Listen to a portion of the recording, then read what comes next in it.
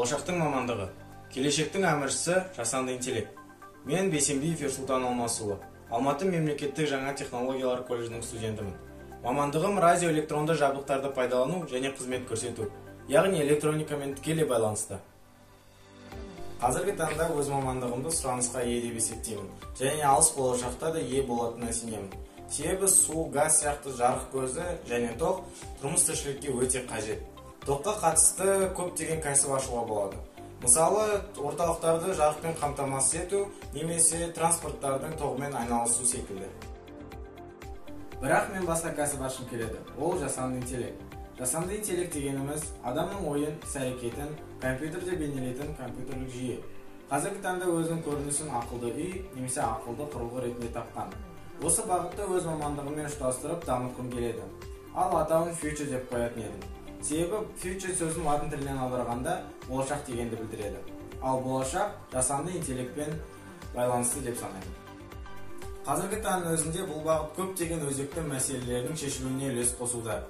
Мен жасанды интеллекттің екі бағытын шығарғым келеді. Олар: адамның кейпіндегі роботты шығарып, оған толықтай адамның сана сезімін енгізу, және үкі немесе құс кейпіндегі жасанды интеллект шығару. Алғашқы бағыт. Бұл қызмет көрсету салаларына және мүгедектерге үлкен пайдасын тигізер еді. Мүгедектерге және мүмкіншілігі шектеулі жандардың жанында адам кейіпті бір роботтың болуы үлкен көмек. Бұл құрылғы оны заң бойынша ақпараттармен толықтай қамтамасыз етумен жүзеге асады. Неліктен құс кейпінде болу қажет? Құс биіктікте ұшатын тіршілік иесі. Жоғарыдан көрініс ауқымды және жақсы болғандықтан, заң бұзушылықтар жасанды интеллекттің көзіне лезде түседі. Ал ақпараттардың керекті органдардың қолына уақытылы түсуі оны алдын алуға мүмкіндік береді. Жасанды интеллектсіз адамдар жұмыстың барлығын өз қолымен және де адамның көпшілігімен істесе, жасанды интеллектпен барлық жұмысты роботтарға асырып, адамдар тек қана жұмыстың ретін бағалауға болады.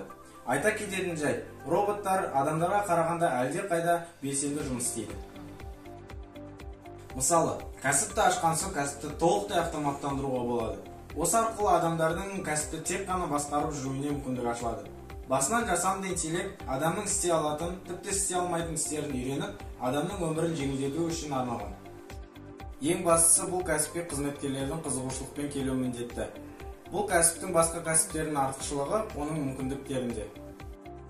Бұл кәсіп жасанды интеллектін жасап шығару үшін өз қызметкерлерінен электрониканы жетік меңгеруін және механика саласында тәжірибесінің болуын талап етеді. Бұл кез келген автоматтандырылған өнеркәсіптің өнімін біршама арттырады. Сол кезде жасанды интеллект қажеттілікке айналады. Дәл осы көрсеткіштер жасанды интеллекттің болашақта сұранысқа ие болуын қамтамасыз етеді. Жасанды интеллект келешектің айнасы.